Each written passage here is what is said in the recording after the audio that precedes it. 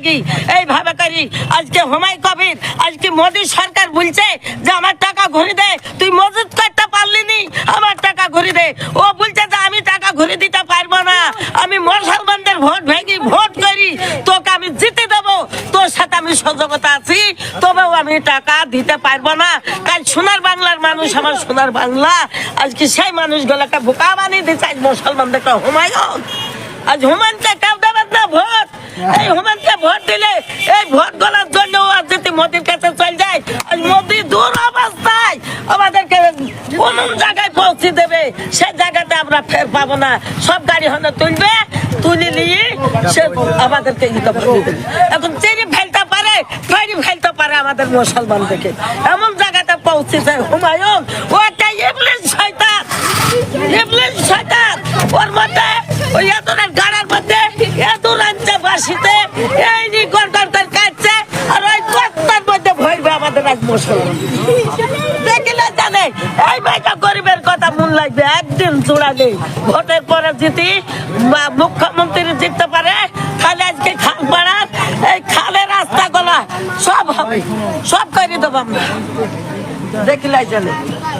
আপনারা প্রত্যেকে ভিডিওটা দেখলেন বা শুনলেন যে একজন মহিলা সে হুমায়ুন কবির মহাশয়কে নিয়ে অনেক কিছু কথা তুলে ধরলো। আমরা দেখতে পেলাম যে হুমায়ুন কবির মহাশয় নাকি 1000 কোটি টাকা নিয়েছেন এবং তিনি বিজেপিকে ভোট বিক্রি করে দেবে, বিজেপি টাকা নিয়েছে বলে এই যে বিভিন্ন রকমের কথা বললো, আমরা প্রত্যেকেই শুনলাম।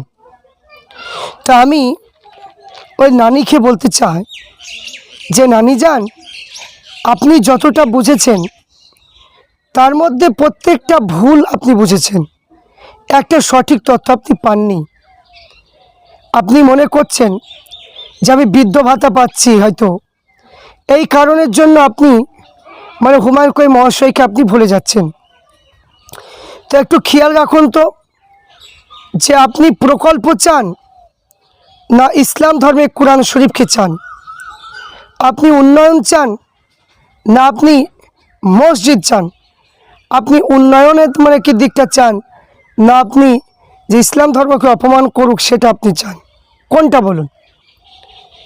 তো উন্নয়ন যদি নিতে চান, যে প্রকল্প দিচ্ছে বিভিন্ন রকমের প্রকল্পের জন্য আপনি যে হুমায়ুন কবির মহাশয়কে নিয়ে যে কথাগুলো বললেন, তা আমি বলবো যে প্রকল্পগুলো যখন দেওয়া হচ্ছে নিচ্ছে আমরা সবাই, কিন্তু যখনই বলছে আপনার মসজিদে ইমাম যাকে 3 বেলা খেতে দেন, সেই ইমাম সাহেব যখন আপনার বাড়িতে মিলাদ করে বা আপনার গ্রামে যখন মিলাদ করে কিংবা ঈদের দিনে বক্তব্য দেয় কিংবা জুম্মার দিনে বক্তব্য দেয়, আপনি বলুন তো নানি যান যে আপনার ইমাম সাহেব কোনো দিন কি উস্কানিমূলক কথা বলেছে? কোনো দিন কোনো উস্কানিমূলক কোনো বক্তব্য দিয়েছে আপনি কি বলতে পারবেন? পারবেন না। তাহলে কই আপনি তার বিরুদ্ধে বললেন না যে কেন উস্কানিমূলক কথা আমাদের ইমাম সাহেবরা বলে না, কেন উস্কানিমূলক কথা দিদি বলবে? তার জন্য আপনারা কোনো প্রতিবাদ করছেন না, তার জন্য কোনো কথা তুলে ধরলেন না। 2 নম্বরে আসুন, যে রামায়ণ ফুরিয়ে যাবে, মহাভারত ফুরিয়ে যাবে, কোরআন শরীফ ফুরিয়ে যাবে, কিন্তু এখানে আমার উন্নয়ন ফুরাবে না বা প্রকল্প বা আমার জীবনী কাহিনী ফুরাবে না। তো আপনি কোনো কোরআন শরীফে কোনো বক্তাদের মুখে শুনেছেন যে কোরআন শরীফ মানে ফুরিয়ে যাবে বা কোরআন শরীফ মুছে যাবে, এরকম কোনো কথা শুনেছেন? শোনেননি তো। তাহলে এখানে দিদি যে কথাটা বললো, কইকে তার প্রতিবাদ করলেন না। তারপরে এই যে এনআরসিতে দিদি যে বললেন যে আমি মানে কি যে এখানে জীবন থাকাকালীন আমি এনআরসি হতে দেবো না, আপনাদের কোনো চিন্তা নেই। এনআরসি হলো তার মানে কি কর্মী দেওয়া হলো, প্রত্যেক মুসলমানের নাম ডিলিট হয়ে গেল। কটা বাড়িতে কটা মেম্বার বা প্রধান বা এমএলএ আপনার মানে কি কাছে এসেছিল যে মানে কি যে নাম বাতিল হয়ে গেছে, চিন্তা নেই, আমি তোমার কাগজ নিয়ে আমি ডাইরেক্ট জমা দেবো, এইরকম কোনো কথা বলেছে আপনি পেয়েছেন কোনো জায়গায়? পাননি তো। তারপরে এই রকম করে বিভিন্ন জায়গায় মুসলমানকে টেনে মারছে কিংবা বয়স্ক মানুষকে মারছে, মুসলমান মহিলাদেরকে আক্রমণ করছে। তা সত্ত্বেও কোনো মমতা বন্দ্যোপাধ্যায় কোনো স্টেপ নিচ্ছে না, প্রকাশ্যে মানে রাহাজানি একটা চলছে, কোনো স্টেপ নিচ্ছে না। তো দিদি চাইলে 1 মিনিটের কাজ তিনি মানে আটকাতে পারতেন। এর আগে ট্রেনের যে একটা ঘটনা, একটা বয়স্ক চাচাকে একজন মহিলা এত মারলেন, কোনো স্টেপ নেওয়া হলো না। তো আমি এখানে বলতে চাই, যে সমস্ত আলেম ওলামা মুফতি মৌলানা এরা সবাই কিছু টাকা পাওয়ার জন্য এরা প্রকাশ্যে টিএমসি ভোট চেয়ে বেড়াচ্ছে। এরা হুমায়ুন কবির মহাশয়কে বিজেপির দালাল বলছে। তার ভাইরাল একটা ভিডিও দেখার কারণ থেকে মানে কি সাধারণ মানুষকে তারা বোঝাচ্ছে যে মানে কি ভোট দিও না, সে বিজেপির কাছ থেকে 1000 টাকা নিয়েছে। আমি বলবো এই কথাটা হচ্ছে পরিপূর্ণ ভুল কথা, এই কথাটা হচ্ছে মিথ্যা কথা। এই জন্য হুমায়ুন কবির মহাশয় তিনি নিজেই বললেন যে কিছু দাড়িওয়ালা মাথায় টুপিওয়ালা দেখে 4 মের পর ওদেরকে আমি পুঁতবো মাটিতে। তো কথাটা ঠিকই বলেছে, সমস্ত দাড়িওয়ালা মুসলমান দেখে বলেনি। যারা এতগুলো কথা মমতা দিদি বলেছে তাদের বিরুদ্ধে কোনো কথা তুলে ধরে না, আর হুমায়ুন কবির মহাশয় যদি কিছু বলে সেই কথাটা তুলে ধরে, এই জন্য তিনি রাগ করে কথাটা বলেছেন। তাই আমি বলবো যে একটা ভাবনা চিন্তা করে দেখুন যে মুসলমানদেরকে নিয়ে এত ভোটের টাইমে শুধু ভোটটা চাইবে, আর ভোটের টাইম হয়ে গেলে আর কোনো মানে কি তাদের খুঁজে পাওয়া যায় না। রাস্তাঘাটে কাদা রাস্তা, রাস্তার কোনো উন্নয়ন নেই, কোনো কিছুর দিক দিয়ে কোনো উন্নয়ন পাওয়া যাচ্ছে না। এই জন্য আমরা মুসলমান হিসাবে আমরা মানে নতুন মুখ দেখতে চাই, যে দীর্ঘদিন ধরে সিপিএমকে ভোট দিয়ে এসেছে, কংগ্রেসকে ভোট দিয়ে এসেছে, টিএমসিকে ভোট দিয়েছে।